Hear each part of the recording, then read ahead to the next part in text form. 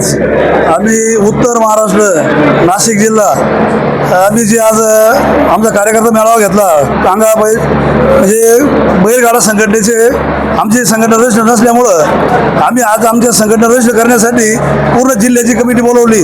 सर्व लोक आले तर त्यांनी एकदम उत्स्फूर्त प्रतिसाद दिला आणि आता आम्ही थोड्या दिवसात संघटना रजिस्टर करून जे काही त्या दिवशी ते 22 तारखेचे मैदान झालं गणेश भाऊंचं, त्या दिवशी जे काही अनावधान झालं त्यात विषय सगळ्यात महत्त्वाचा असं तर पश्चिम महाराष्ट्राची कमिटी जी बोलती का महाराष्ट्राच्या उत्तर महाराष्ट्र लोकांनी आमची सहकार्य केली, आम्हाला साथ दिली नाही, तर आमची संघटना रजिस्टरच नव्हती।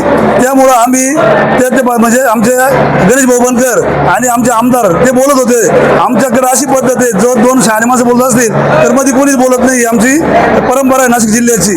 तेव्हा ते त्यांचा जो काही गैरसमज झाला असेल त्यांनी तो गैरसमज काढून टाकावा, लवकर ही बंदी उठून सर्व खेळ एकत्र करावा अशी माझी इच्छा आहे। अखिल भारतीय बैलगाडी संघटनेच्या सर्व पदाधिकाऱ्यांचे प्रथमतः मी ज्या 22 तारखेला त्या ठिकाणी तुम्ही मैदानात त्या ठिकाणी तुमचे जे काही पदाधिकारी होते मग प्रामुख्याने त्या ठिकाणी आमचे मार्गदर्शक नितीन आबा शेवाळे असतील, विलास पैलवान असतील, व्यतिरिक्त समालोचक असतील, व्यतिरिक्त सर्व प्रामुख्याने त्या ठिकाणी पदाधिकारी उपस्थित होते।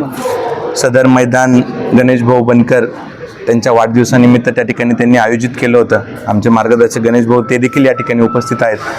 भाऊंचा एक हेतू होता की उत्तर महाराष्ट्रामध्ये कुठेतरी बैलगाडी मालकांसाठी एक कुठेतरी चांगलं ग्लॅमर निर्माण व्हावं म्हणून प्रामुख्याने भाऊंनी संघटनेशी पहिल्यांदा संपर्क साधला आणि संघटनेच्या आयोजतेखाली संघटनेच्या मार्गदर्शनाखालीच त्या ठिकाणी सर्व मैदान त्या ठिकाणी आयोजित केलं आणि सदर मैदान आयोजित करत असताना भाऊंनी जेवढे पण पदाधिकारी त्या ठिकाणी संघटनेचे आलेत त्यांचा मान सन्मान देखील त्या ठिकाणी भाऊंनी त्यांच्या याच्यात त्या ठिकाणी केलात।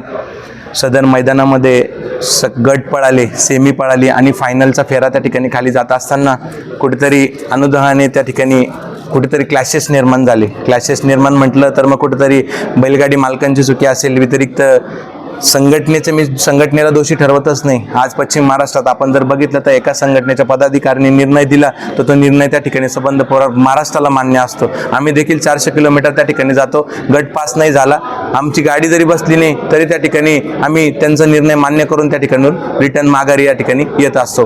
तेच करत असताना त्या ठिकाणी पदाधिकारी सांगत होते, पदाधिकाऱ्यांनी त्या ठिकाणी निर्णय घेतला, तो निर्णय त्या ठिकाणी झाला, मान्य झाला असेल नसेल झाला तो गोष्ट त्या ठिकाणी थांबली, ते गोष्ट आपल्या सगळ्यांना प्रामुख्याने पदाधिकाऱ्यांना सगळ्यांना त्या ठिकाणी माहिती आहेत।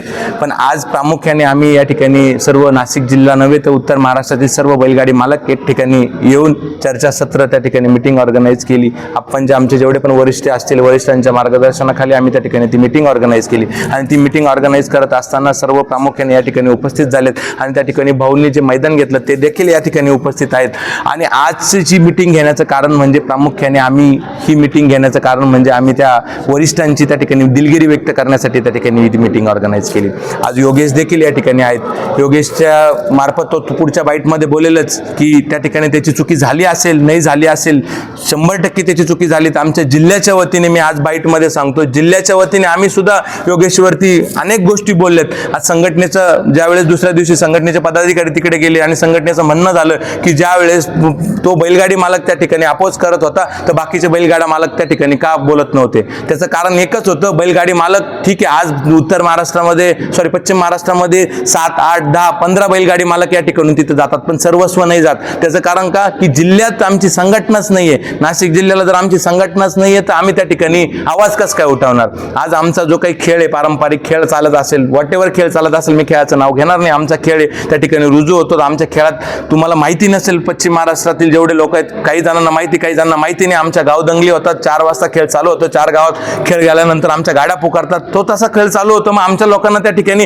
गर्दी करायची सवय होती, मग प्रामुख्याने त्या ठिकाणी तो वाद निर्माण झाला, मग त्या ठिकाणी सर्वच बैलगाडी मालक त्याला सपोर्ट करत होते, अशातला कुठलाही भाग नव्हता। त्या ठिकाणी ती पर्टिक्युलर गाडीचा निर्णय त्या ठिकाणी चुकीचा होता, तो बैलगाडी मालक त्या ठिकाणी वाद त्याचा साहजिकच गोष्ट आहे। आज माझ्या जरी बैलगाडीचा निर्णय चुकला असेल तर मी त्या ठिकाणी तिथं न्याय मागणार आहे। त्याच्यामध्ये त्या गोष्टी होत गेल्या, वाढत गेल्या, भाऊनी पण त्या ठिकाणी त्या गोष्टी गोष्टी अनेक बैलगाडी मालकांनाही त्या ठिकाणी सांगण्याचा प्रयत्न केला, पण तो वाट विटोपाला गेला आणि कुठेतरी त्या गोष्टी अजून निर्माण झाल्यात.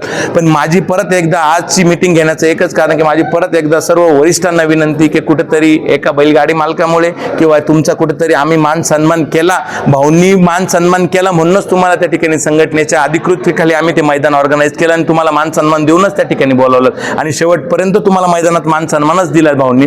मग कुठेतरी त्या एका बैलगाडी मालकामुळे जर बाकीच्यांवर अन्याय होत असेल तर ते एकदम चुकीचं आहे. तुम्ही हे बघा, योगेशनी त्या ठिकाणी माफीनामा पण मागितलाय, पैलवानांकडे पण मागितलं आणि भाईंकडे पण मागितलं, सगळ्यांकडेच मागितलं. तो आज या ठिकाणी उभा पण आहे, तो सगळ्यांना त्याची स्वतःची वैयक्तिक म्हणणं आहे का माझ्या एकट्यामुळं ठीक आहे. आज बघा तो स्वतःच त्या ठिकाणी मैदानात सगळं नियोजन करत होता, आम्ही पण त्या ठिकाणी सगळे नियोजन करत होतो, पण त्याचं म्हणणं असं आहे की मी एकच शेवटला सांगितलं होतं का भाऊ आणि पैलवान जो निर्णय देतील तो मला मान्य आहे, पण कुठेतरी भाऊ असतील, हे बघा सगळ्यांचीच आयको लेवल असेल, सगळ्यांचेच डोके काय म्हणतात ना, एक बुद्धी सारखी नसती का ते त्या ठिकाणी ऐकून घेतील, पण कुठेतरी त्यांनी पण सांगण्याचा प्रयत्न केला, बाकीच्यांनी ऐकले नाही. मग ऐकलं नसेल त्या गोष्टी जाऊ द्या. सगळ्या माझं असं परत एकदा वरिष्ठांना सगळ्यांना हात कळकळीची विनंती की तुम्ही जिल्ह्यातील लोकांना, एका बैलगाडी मालकाला तुम्ही त्या ठिकाणी बंदी घाला, इवन तुम्ही अन्याय बाकीच्या बैलगाडी मालकांवरती अन्याय नका करू, एवढीच एक विनंती करतो आणि या ठिकाणी थांबतो. नमस्कार. आज नाशिक जिल्ह्यातील सगळे गाडा मालक असतील, काही शर्यतप्रेमी असतील, हे सगळेजण निफाड या ठिकाणी एकत्रित येऊन एक कॉमन मीटिंग आयोजित केली. त्यामध्ये 22 तारखेला घडलेला दुर्दैवी प्रकार, त्याच्या अनुषंगाने बऱ्याच चर्चा त्या ठिकाणी झाल्या. बरेच वरिष्ठ असतील, माझे काही तरुण सहकारी असतील, मोठ्या संख्येने 400-500पेक्षा अधिकच्या संख्येने या ठिकाणी उपस्थित होते.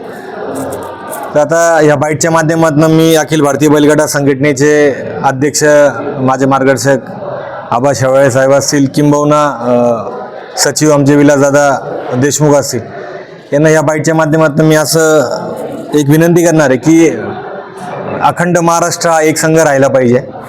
उत्तर आणि पश्चिम महाराष्ट्र याची विभागणी होता कामा नये. जे काही माझ्या मैदानावरती कळत न कळत जे काही घडलं असेल ते मी याच्याही अगोदर त्याही दिवशी सगळ्यांकडे दिलगिरी व्यक्त केली. आजही आपल्या बाईटच्या निमित्तानं अखंड महाराष्ट्रातील तमाम माझ्या बैलगाडा चालक मालक असतील, शर्यतप्रेमी असतील, सगळ्यांची दिलगिरी या निमित्ताने व्यक्त करतो. योगेश बोडके असतील किंवा त्याचे काही सहकारी असतील, यांच्याकडनं अनावधानाने काही गोष्टी त्या दिवशी घडल्या असतील. त्याच्यानंतरच्या काळामध्ये काही ऑडिओ क्लिप्स माझ्याकडे पण आल्या की तू मैदान भरवत असताना तू का नाही रोखू शकला.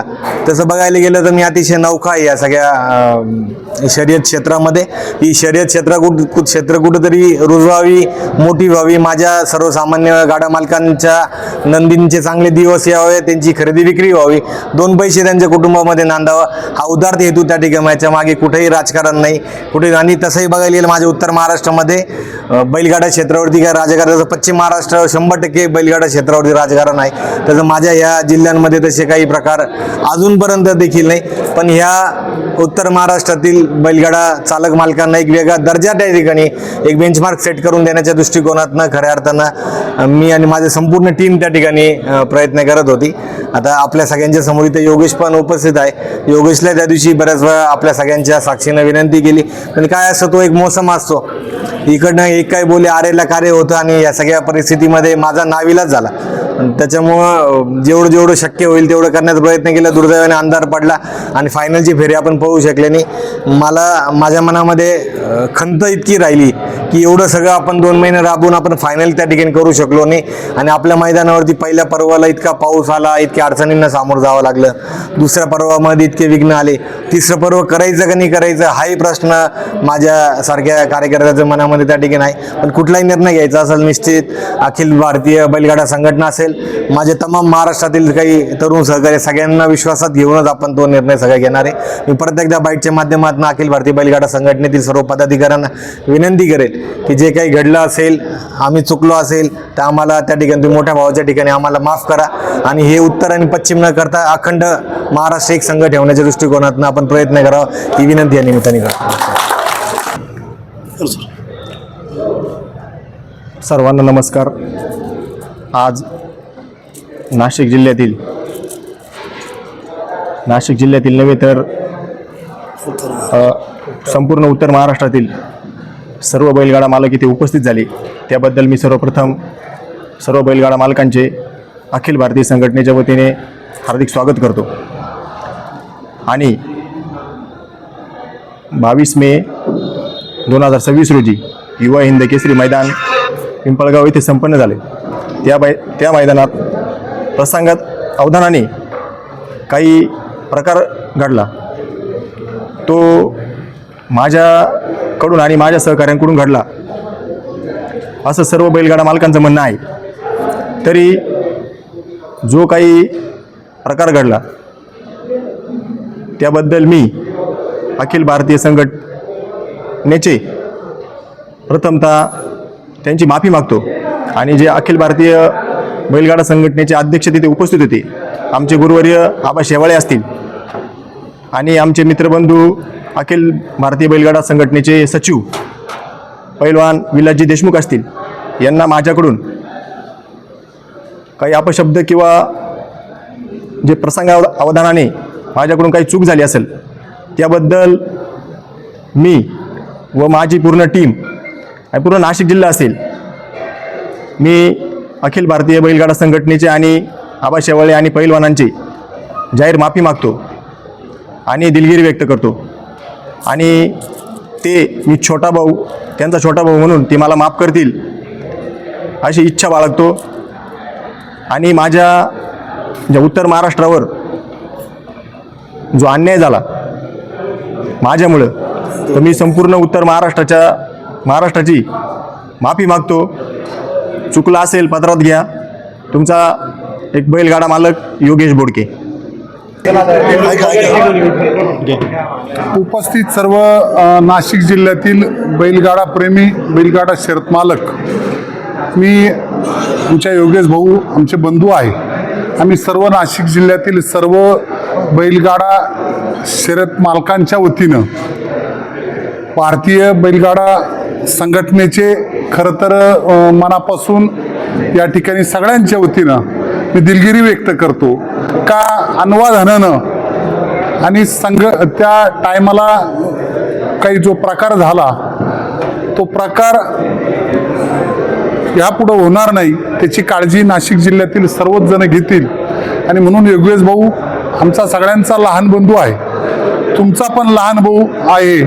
तुमचा लहान बंधू समजून जी काही त्याच्याकडून चूक झाली असेल त्या वतीनं आम्ही सर्वजण आपली दिलगिरी व्यक्त करतो. आपण ही मला वाटतं का जी नाशिक जिल्ह्याच्या वतीनं आम्ही जी विनंती केली ती विनंती मान्य करावी. तो महाराष्ट्रात नाही तर देशामध्ये ही बैलगाडा संघटना ही फक्त महाराष्ट्रामध्ये आहे.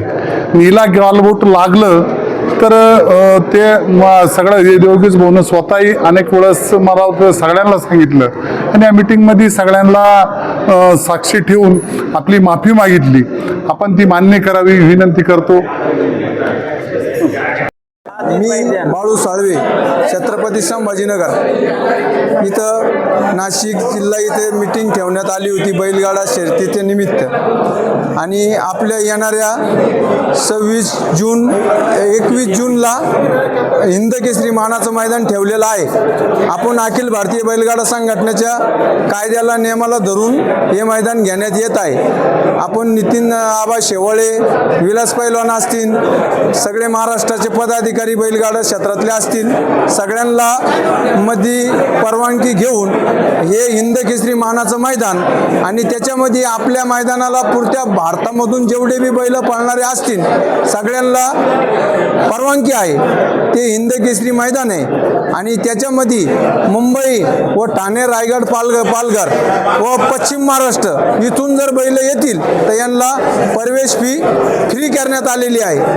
हीच नम्र विनंती आमची छत्रपती संभाजीनगर जिल्ह्यातर्फे सगळ्यांना, सगळ्या गाडा मालकांना 21 तारखेला भांगशी माता इथं, तालुका गंगापूर, जिल्हा छत्रपती संभाजीनगर.